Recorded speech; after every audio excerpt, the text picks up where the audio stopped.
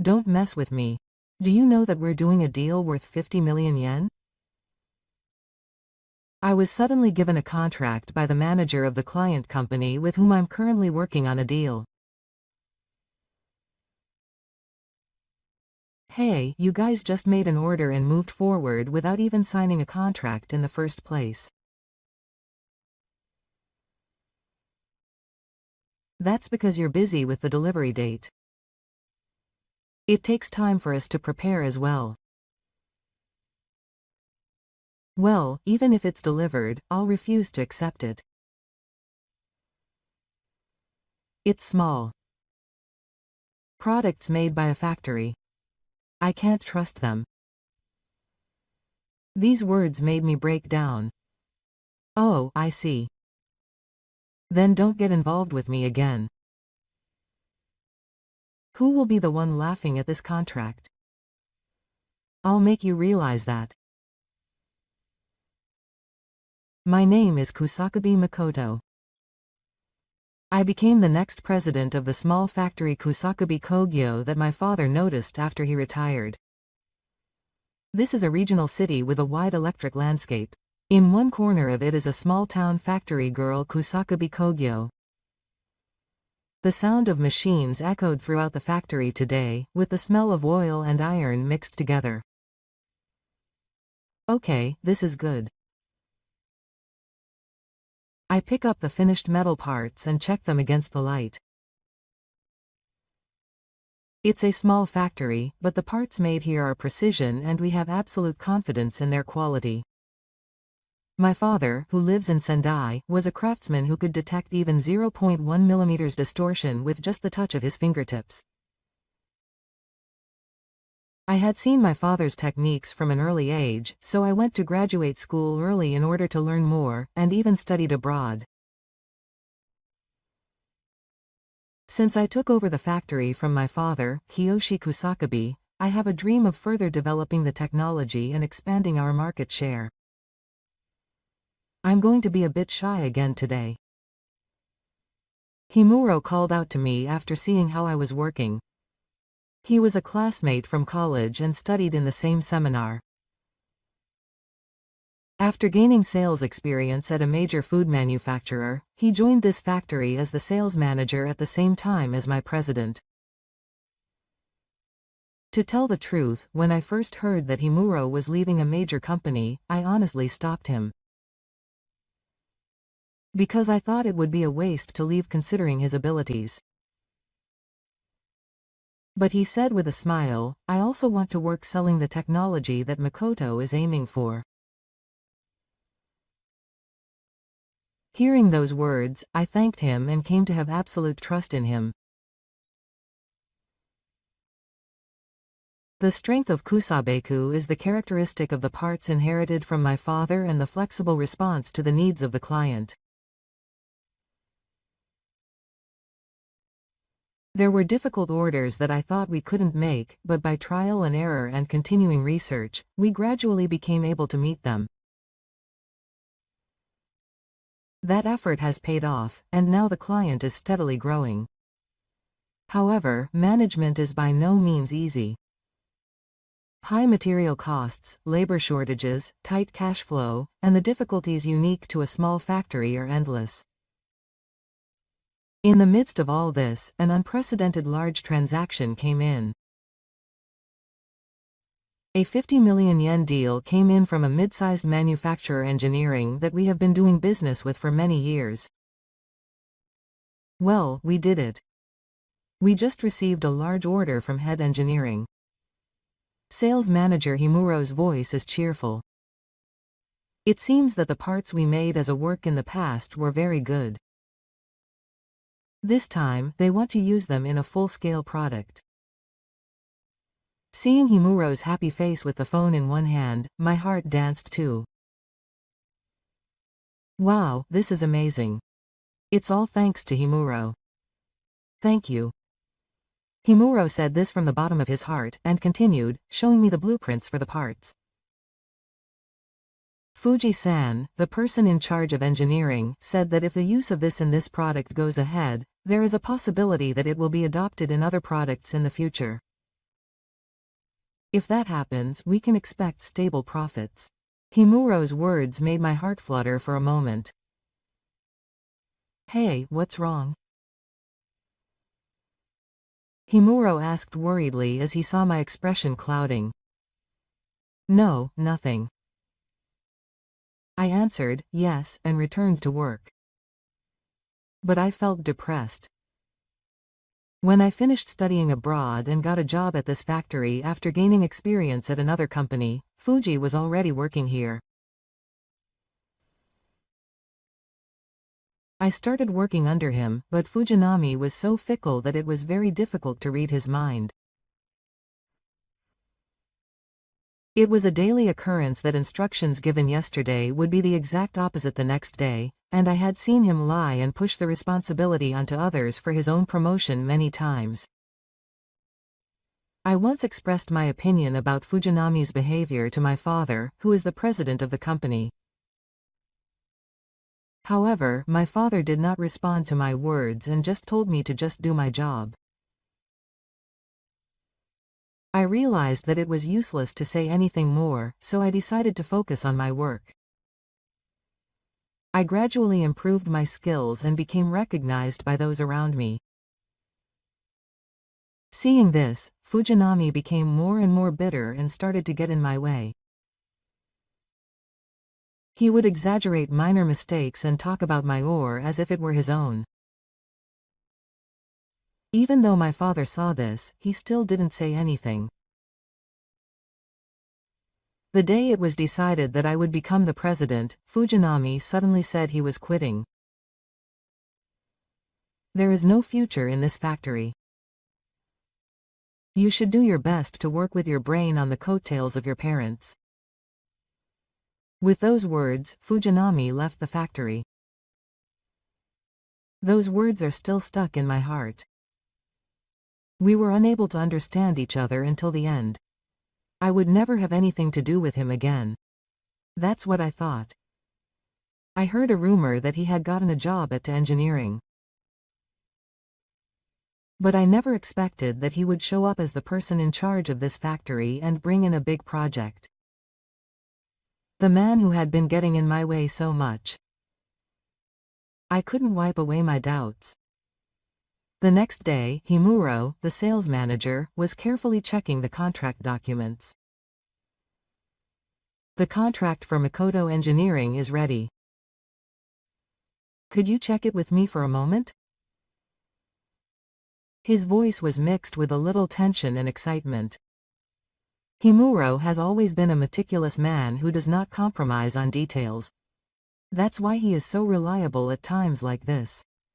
You're amazing, Himuro. It's perfect. When I said that, Himuro smiled a little proudly. Looking at the contract, expectations and autumn leaves spread in my heart. If this contract is signed, our technology will become widely known. We may be able to make a name for ourselves as a company that handles precision parts, not just a local factory. Just thinking about it made my heart warm. I looked at Himuro and a smile naturally spilled out.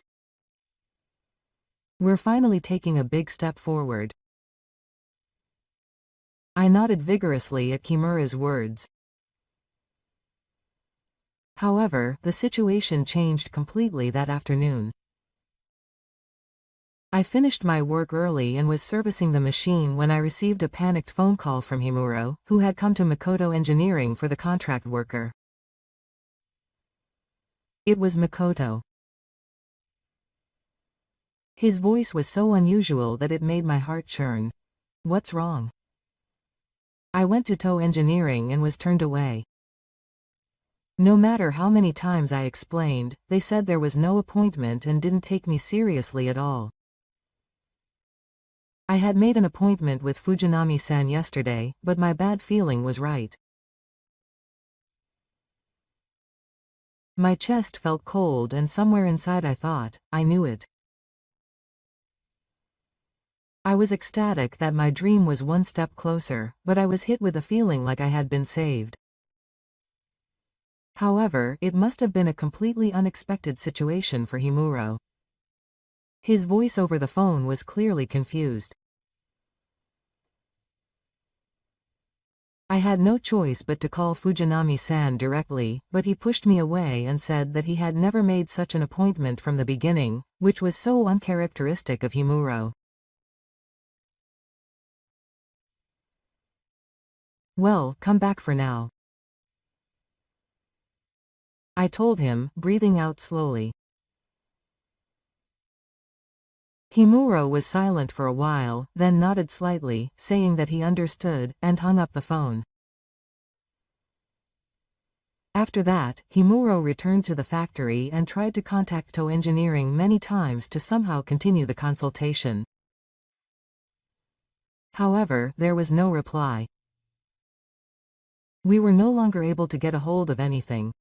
I faced Himuro in silence in a corner of the room. What will we do? I couldn't answer his voice. It was within reach, but it disappeared as if it was an illusion. We had to secure materials for the production of 50 million yen worth of parts. If we continue like this, we will suffer a huge loss. We were full of hope, but in an instant we were in a difficult situation. Himuro had a look of anguish on his face and held his head. I am truly sorry. His voice was filled with regret and regret. It was the first time I had seen Himuro so depressed. No, Himuro did nothing wrong. Kusabek Industries' technology is never wrong. It will definitely be recognized by the world. That day is just a little further away. I said that and lightly tapped Himuro on the shoulder. I could see his fists shaking. Yes, I think so too. No, I want to believe so. Himuro let out a small breath and shook himself up to calm down. That's why I'll think of the next plan. I'll sell this 50 million yen worth of inventory. I'll do my best to develop a new market share. With a determined look on his face, Kimuro opened the sales notebook he had used for years and looked at each client one by one in deep thought. The regret hadn't disappeared. But there was no time to be trapped by it. We had no choice but to move forward. Or so he thought. But then something happened again. Fujinami, the person in charge of production and engineering, had come to Kusakabe Industries. Hey, it's been a while. As soon as he saw me, Fujinami burst out laughing. Ah, Fujinami-san. Surprised by his sudden visit, all I could do was reply.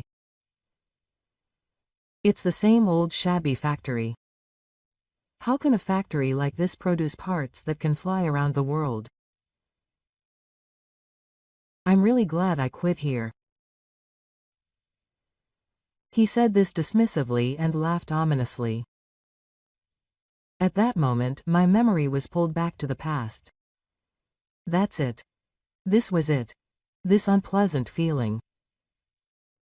Fujinami was always like this, even when I was desperately learning the job and putting in effort. He smiled as if he was looking down on me and entrusting me with it. What can I do for you today? I asked, trying to remain as calm as possible and suppressing my emotions. Don't look so scary. I've brought you some good news today. Fujinami looked at me and laughed happily. Good news? Oh, you heard from Himuro, but I've just been appointed as the general manager of TO Engineering. I've made a lot of adjustments. It's up to me to decide whether to destroy or revitalize small factories like yours. I didn't deny or confirm his words, but just listened in silence. At that moment, Himuro came running over from the office, as if he had overheard our conversation. Hello Fuji-san, what happened today? Is it about Tadashi?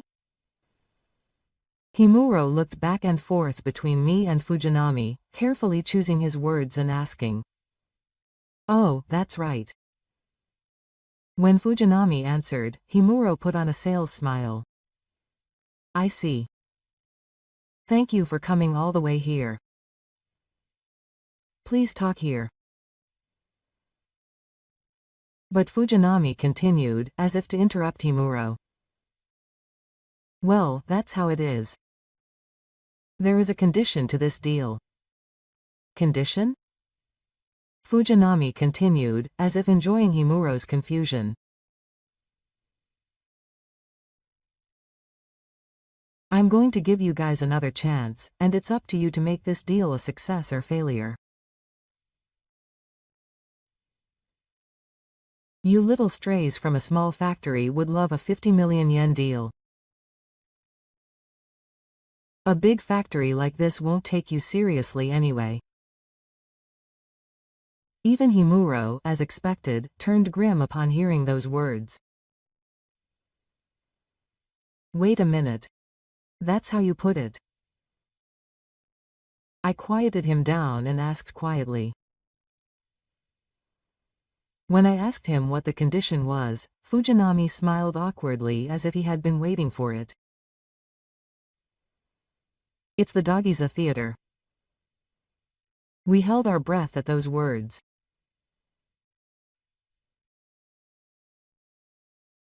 Rub your hopes on this dirty, oily factory floor and tell me, give me money.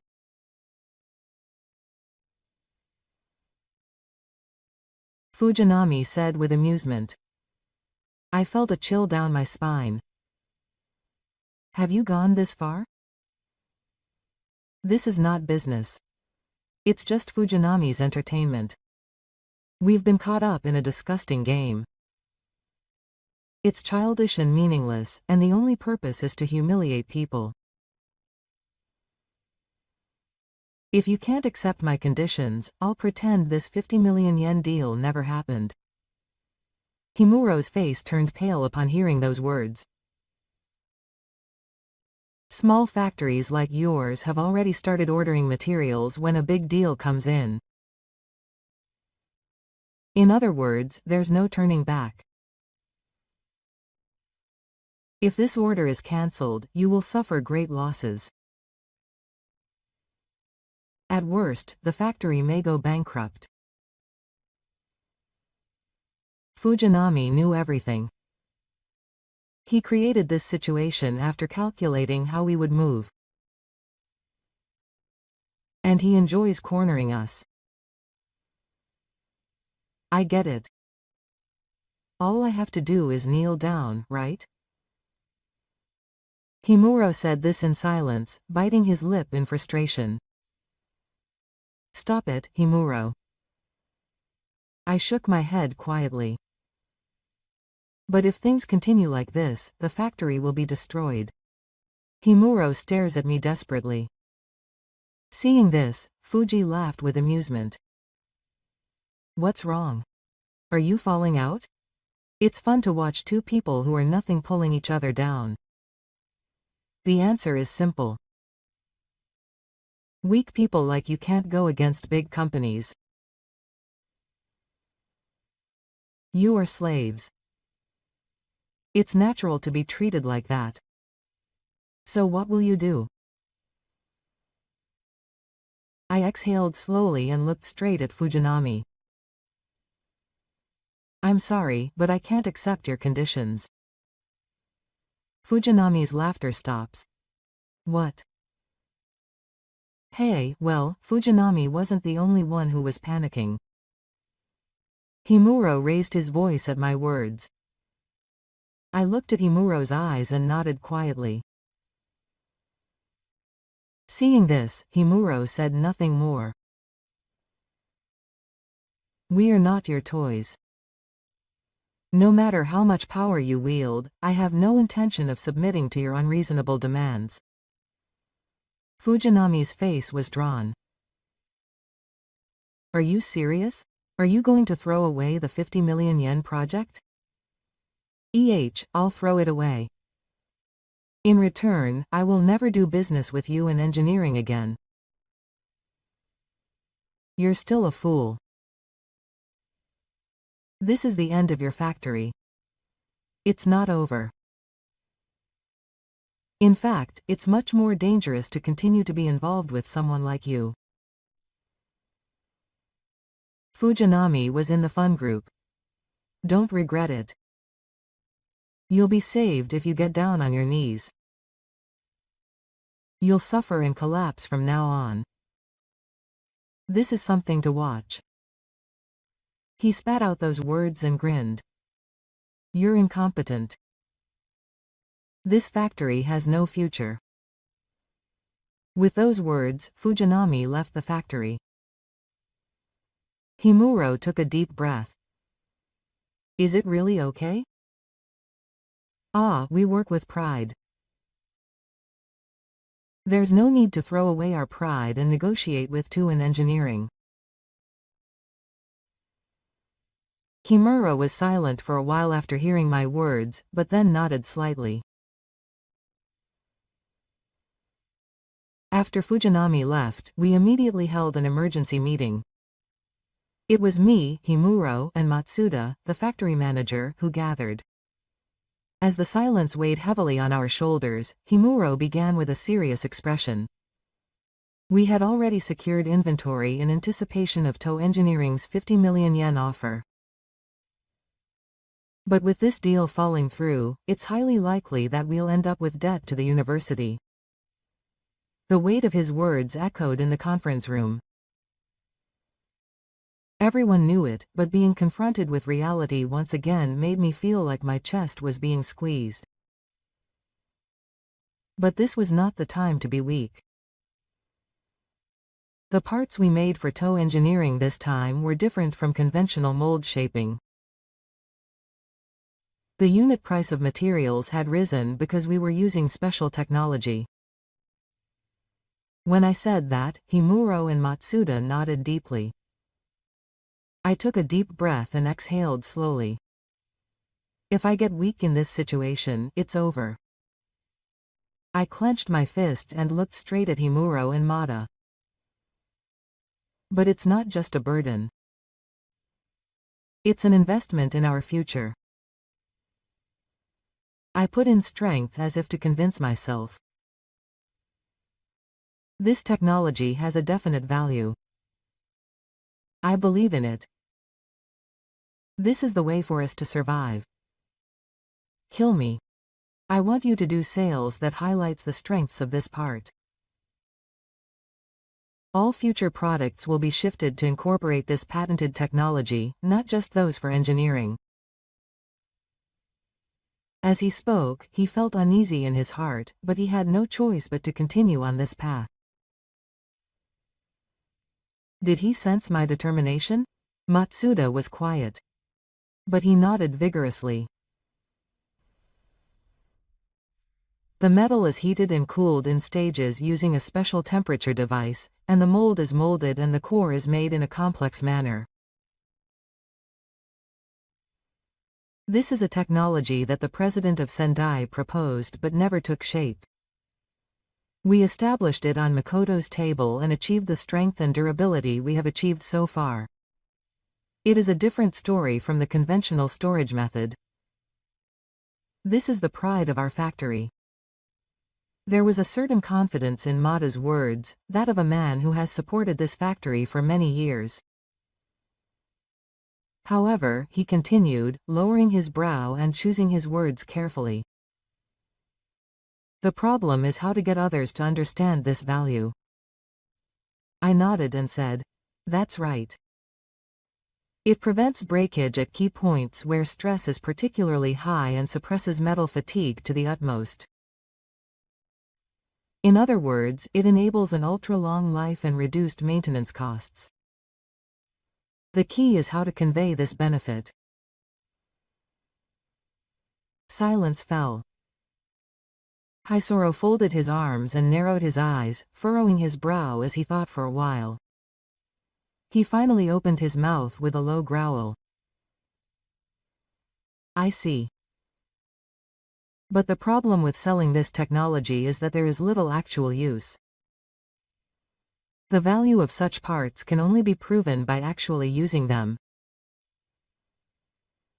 Mata nodded deeply at his words. Makoto was certainly right. Parts made with this method are lighter than any other, even a single screw, and are incomparable to conventional products in terms of durability. He clenched his fist tightly. The only problem was how to penetrate the market. We exchanged glances, then nodded quietly. Himuro nodded slowly and looked at me with a determined gaze. We have no choice but to do it. There was no hesitation in his voice. The next day, Himuro's sales style changed. In addition to the traditional methods, he began to try cold calling. I was touched by his enthusiasm. I couldn't lose. With that thought in mind, I decided to make prototypes using the patented technology one after another and have Himuro take them as samples. One day, after days of desperate efforts, Himuro came home full of breath. Well, listen. There was someone at the company I visited today who knew you. I stopped in surprise. Himuro continued. Do you know someone named Fuyuki from Tsukishima Shoji? Fuyuki. I turned my head back over and over, but I couldn't remember right away. Apparently, when Makoto was studying abroad in the US, he happened to come to the lab. He saw Makoto's research there and was appraised. It was still a long way from being commercialized, but he was very happy that it would come to fruition. All at once, my memories came back to me. The university in Oregon where I studied abroad. One of the Japanese companies I visited to inspect. There was definitely Tsukishima Shoko's name. Is this fate? I muttered quietly. So, when I showed him the sample of the Tokyo parts, he said he would like to hear more about it, so would you like to go with me tomorrow? My heart was beating fast. Yes. I'd love to go. The next day, we visited Tsukishima Shoji with the sample. Fuyuki was waiting for us at Oyukamuro. It's been a long time. As soon as she saw my face, Fuyuki smiled gently. It's been a long time. We met again for the first time in about 10 years. Fuyuki's calm expression was somehow nostalgic. Kusakabe-san, you continued your research after that. Thank you for showing us such a wonderful product. I felt something well up in my heart when he said his gratitude. Thank you. Thank you. I bowed deeply and immediately began to explain the product. The difference in durability compared to conventional parts, the advantages of free shape design. Fuyuki listened to me with serious consideration. I see. After I finished the explanation, Fuyuki quietly nodded. By adopting this manufacturing technology, we can improve strength and reduce maintenance costs. Yes, that's right. Himuro answered firmly. However, I continued speaking. The biggest challenge is the lack of track record. The test has passed, but there are no actual examples of operation yet. Thought for a moment, then laughed nervously.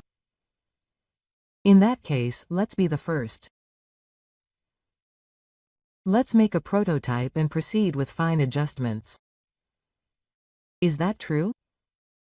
Yes, after hearing the explanation and looking at the materials, I was confident in the quality. 50 million depending on the results of the prototype. No, I'd like to consider placing an order on the scale of 100 million yen. Fuyuki held out his hand. Thank you. I held his hand tightly with both hands. The next day, the production of the prototype began. I handed the completed prototype to Fuyuki, who came to the factory to stare. "This is amazing," Fuyuki said simply. "The precision is impeccable. But can we provide a stable supply?" as I said. Fuyuki nodded silently. It is true that large-scale production in our small factory is a cause for concern. As a countermeasure, we will operate the existing machines at full capacity. And it will be possible if we can increase the number of staff. Hearing my words, Fuyuki thought deeply. Actually, a factory I know is planning to close temporarily for maintenance, so how about temporarily accepting the workers from there? Really? Please do. The matter was quickly concluded and the decision was made to increase the number of staff. Furthermore, new recruitment was promoted and the production line was strengthened. And finally the final sample was completed. It seems that the upper management of Tsukishima Shoji had initially indicated Nansho to do business with the small Kusakabe Kogyo. However, Fuyu convinced me that both the quality and technology were superior to the major companies. As a result, we succeeded in getting a contract worth 100 million yen with Tsukishima Shoji. This was the first step in our company's rise to success. The production line was stable and I was relieved. Salesman Himuro changed his job and rushed to me. "I just got a call from a supplier that supplies materials to our client. They say they can't supply us with any more materials." "What?" I turned pale. The negotiations with Tsukishima Shoji have already been concluded.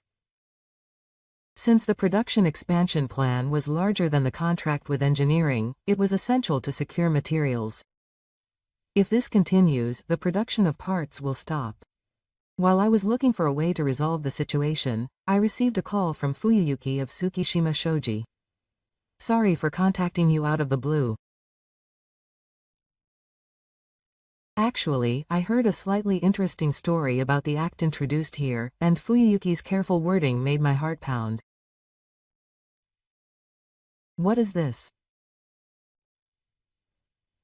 It seems that a certain person was asking around several of his fellow people about the work at Kusakabe Kogyo and gathering information.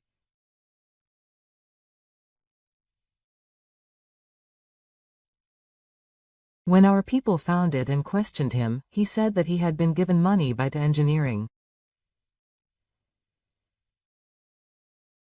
His voice cracked. "It's a rumor in the company that To Engineering is after Kusakabe Kogyo's patent." My bones trembled. Are they trying to steal my technology, which I had finally put to practical use after repeated trial and error? And this is what my sources say, but Fuyuki stayed up a night and spoke gravely. It seems that the upper echelons of engineering have finally realized the value of Kusakabe Kogyo's patented technology and are trying to proceed with negotiations exclusively. His words made my spine tingle. I held my breath quietly and answered. Actually, before I heard from Fuyuki, we had once been in negotiations with engineering. However, the person in charge was too unreasonable and the negotiations ended up breaking down. I see. Fuyuki's voice resonated lowly. I continued. We can't do business with someone we can't trust. We decided that and told them that we would have no further involvement. I heard Fuyuki nod deeply on the other end of the phone. The person in charge at that time was Fujinami-san, right? He spoke as if he was sure. It seems that he already has the information. His accuracy shows his excellence. Yes. That's right. When I answered, Fuyuki quietly continued speaking. According to my source, Fujinami-san is being held responsible in the car. He is now saying that the decision to pass on the deal with Kusakubi Industries was a big mistake. So it's interference. He seems to be plotting to steal Kusakubi Industries' patented technology to protect his position in the car. But that's not all. It seems that he is planning to interfere with our agreement with Tsukishima Shoko. Fuyuki's voice was filled with caution and a little anger. My heart lurched. Fuyuki continued. According to our source, Fujinami-san's aim is to stop the supply of materials to Kusakubi Industries and force them into breaching the contract. He is trying to generate additional medical expenses and ultimately lead to bankruptcy. I have also heard that TO Engineering is trying to take advantage of this confusion and interrupt the negotiations. I said quietly. In fact, the interference has already begun. Fuyu raised his voice at my words. I told Fuyuyuki what I had just heard from Himuro. The company we had asked to procure materials was pressured by TO Engineering and refused to do business with us. Fuyuyuki let out a soothing voice on the other end of the phone. This is more troublesome than I imagined. Fujinami's interference, trampling on the efforts we have built up. I cannot forgive it. I have no intention of backing down. I hung up the phone, turned to Himuro, and said forcefully. Himuro, let's take action. Yes. We made up our minds and began preparing to confront Fujinami's interference. There were a total of 5 companies that procured materials. Of those, Fujinami pressured one of them to get the deal done. There are still some options left. Himuro, let's act immediately. Right. We split up and called the remaining 4 companies one after another. There is a possibility that TO Engineering will pressure us soon. But our technology is in negotiations with Tsukishima Shoji. If the deal goes smoothly, there should be great benefits for Autosha. No matter what, please hold on. Both Himuro and I continued to explain tenaciously. After a long time, a representative from one of the companies took a deep breath. Kusabue-san, I understand your story very well.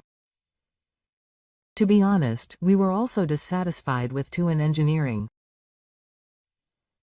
We were forced to accept very aggressive conditions, and we were unable to move forward.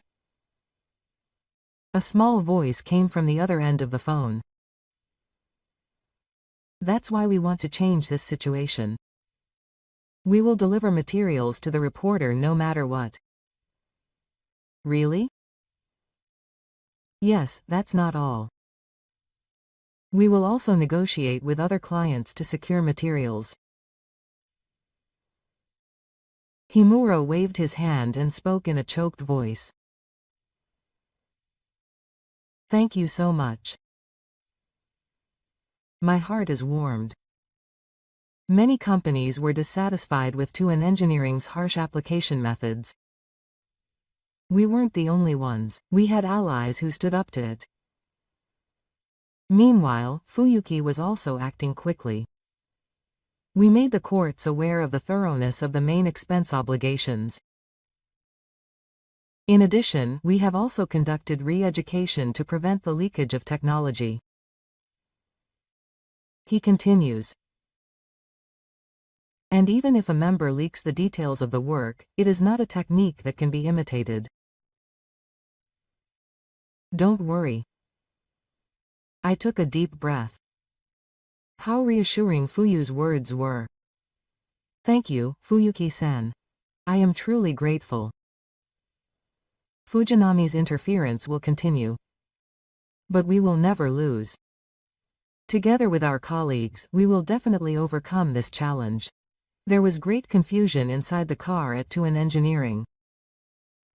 Although they had purchased a large amount of cheap parts from overseas, there were a series of defects due to insufficient performance, and the returns were piling up like mountains. Complaints from suppliers continued and developed into a large-scale recall. The loss amounted to several billion yen, and the survival of the company was in jeopardy. Fujinami was called to the president's office to be held responsible. Do you know how much damage your misjudgment caused? The Saturn of Tuan Engineering's president Motoda echoed throughout the room. This was the result of cutting out domestic parts and switching to cheap parts from overseas. We are obsessed with our company's credibility, and even Tsukishima Shoji is on the verge of overtaking us. What are you going to do about this situation? The cold gazes of the executives gathered in the conference room pierced Fujinami. Fujinami bit his lip. Fujinami yelled in his heart. Don't be ridiculous and say it's my fault.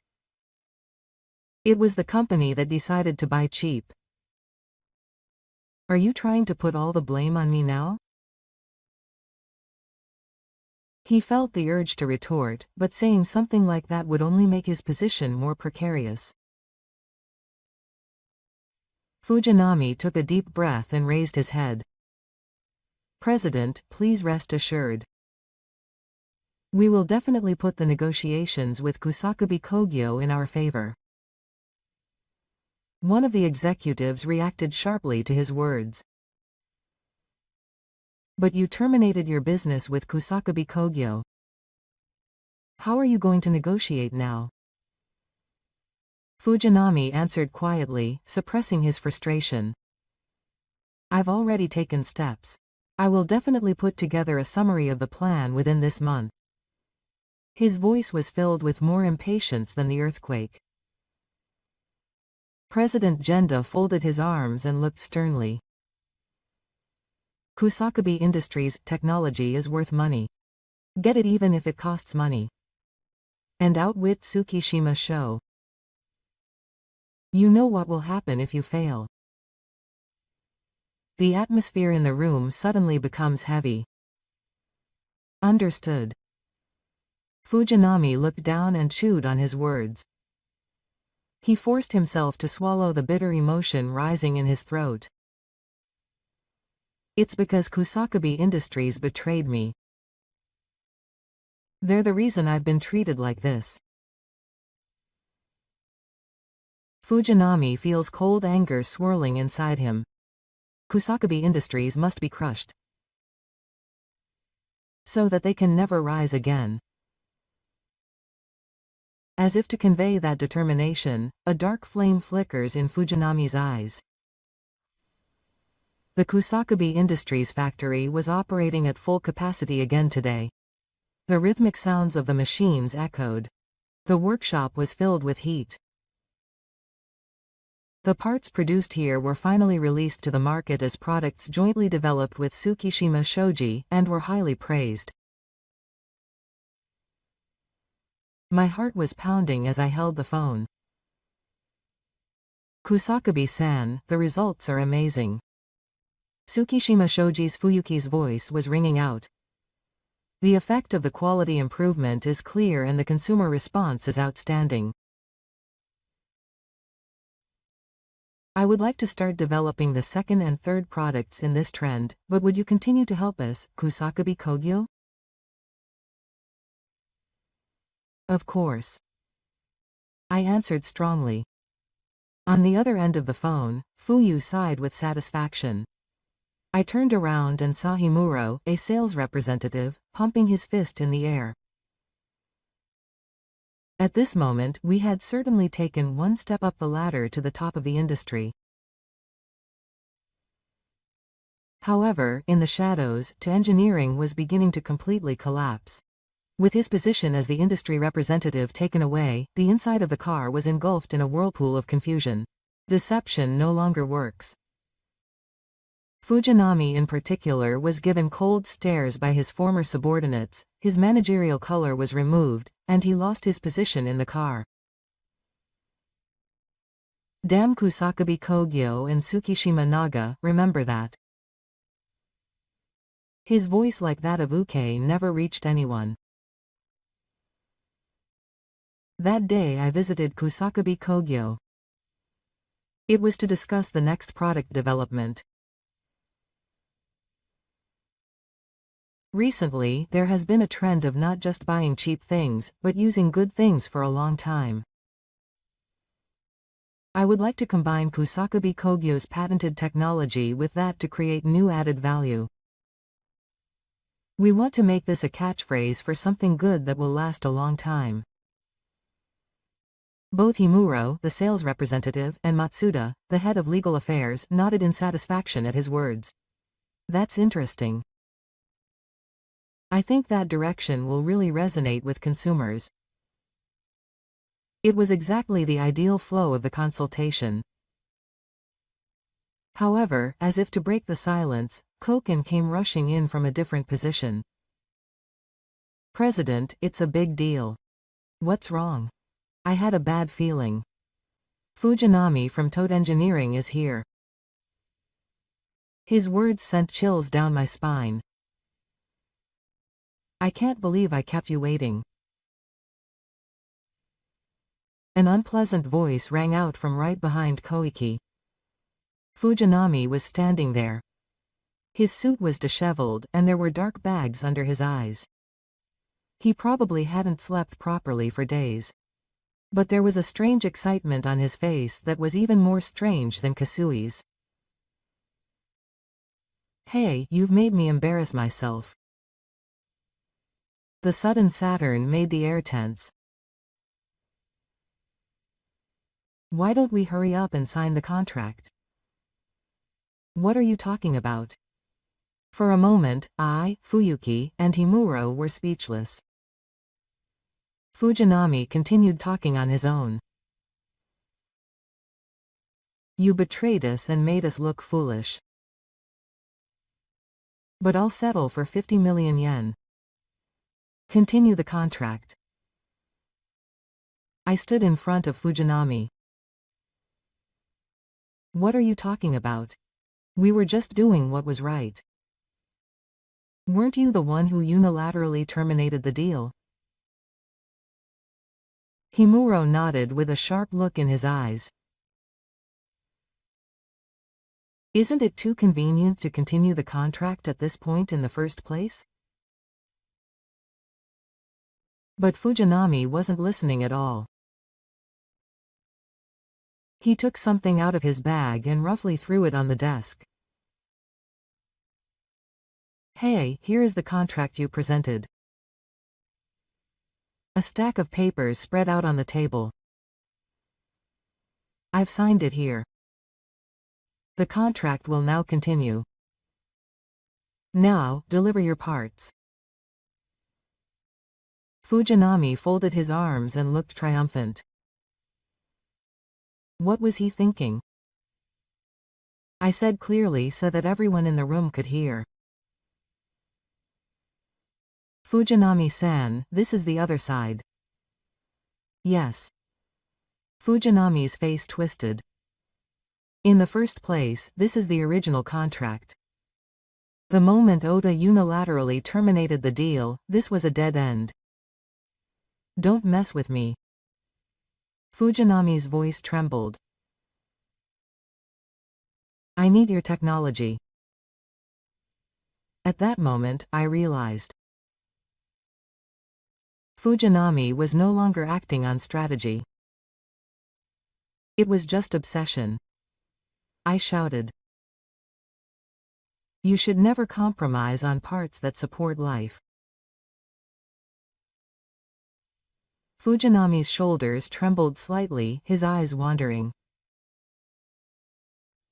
Do you know this phrase? Fujinami took a step back as I pressed him. He was confused and evasive. Seeing that, I spoke mercilessly. These are the words of the president and my father.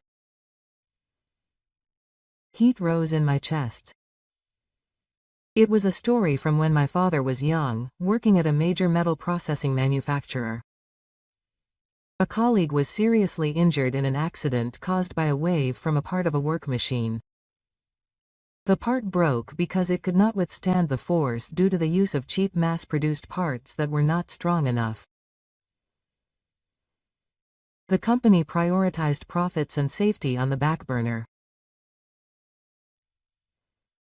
But do you think there is a future in that way? I look straight at Fujinami and continue speaking. I choose people. It's not about money. What we make supports people's lives. It's fine as long as it's cheap. It's fine as long as the costs are kept down. That's not how you choose. The strong feelings I put in my voice pierced Fujinami's heart, and he gritted his teeth in agony.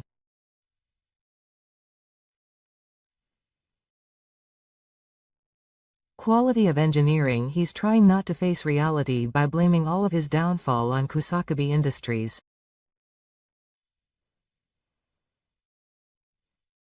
That's why I'm sorry, but I have no intention of doing business with you again.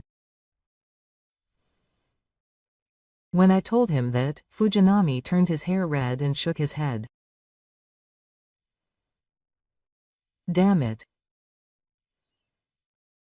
Fujinami slumped low and returned the mill and quickly left the factory.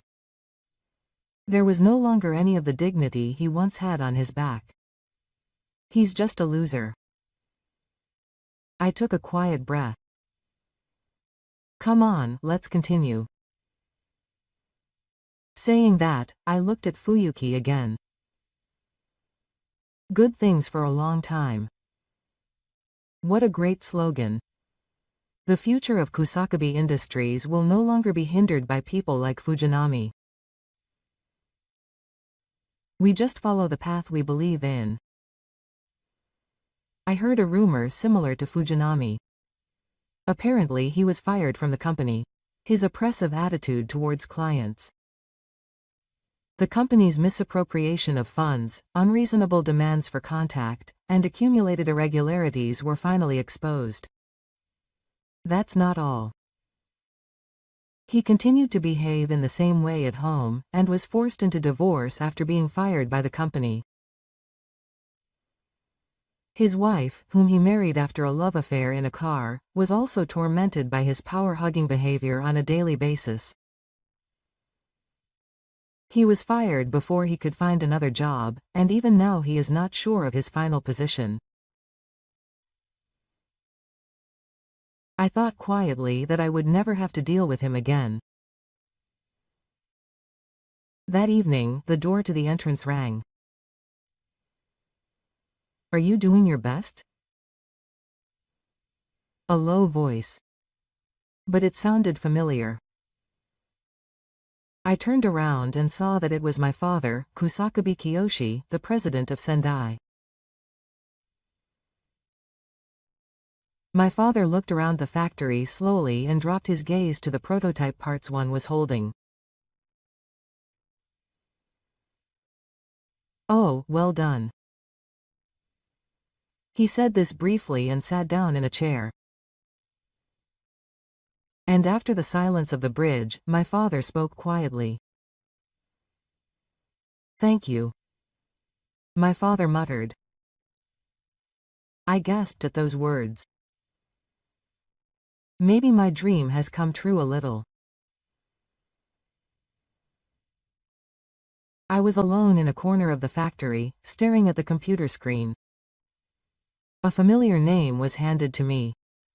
It was an email from a university professor in Igozu. It said in English, "Congratulations on your success." When I opened it, I found a thesis I had written when I was a student. And at the beginning it said, "You have achieved your dream." It was just those words, but a warmth spread gradually in my chest. Did the professor remember me? I wasn't a particularly outstanding student, but I remember the days when I was researching with my head held high. The next civilization mentioned our patented technology. My heart beat faster when he asked me to do joint research. My dream is not over yet. Himuro, who has been busy with sales lately, opened the door to the factory and said in a cheerful voice, "Makoto is amazing. It seems that our technology is becoming a rumor in the industry." Rumor? I turned around. Apparently, a small local factory actually has top-level technology. It's probably because you don't say much. Everyone, including our previous clients, seems surprised. Himuro continues, laughing. All of this is proof that our patented technology and the performance of our parts have been properly recognized. If we continue our joint research with universities, obtaining research funds is not just a dream. I was also lured in and laughed. We can expand the future of the factory. From then on, Kusakabe Industries' technology gradually expanded its market. Companies both in Japan and abroad showed interest, and involvement in new projects became a reality. Not only Tsukishima Shoji but also major companies in the industry contacted us one after another. If the technology I developed will support the future, that's fine. New talent was added to the workplace one after another. Not only new graduates but also job changers increased, and a lively workplace was born. Creating an environment where people can work with pride. That was also my mission. The sun was shining brightly outside the window. I quietly looked to the future and shook my head. I will add new ideas to the foundation that my father noticed and continue the dream. I quietly muttered to myself.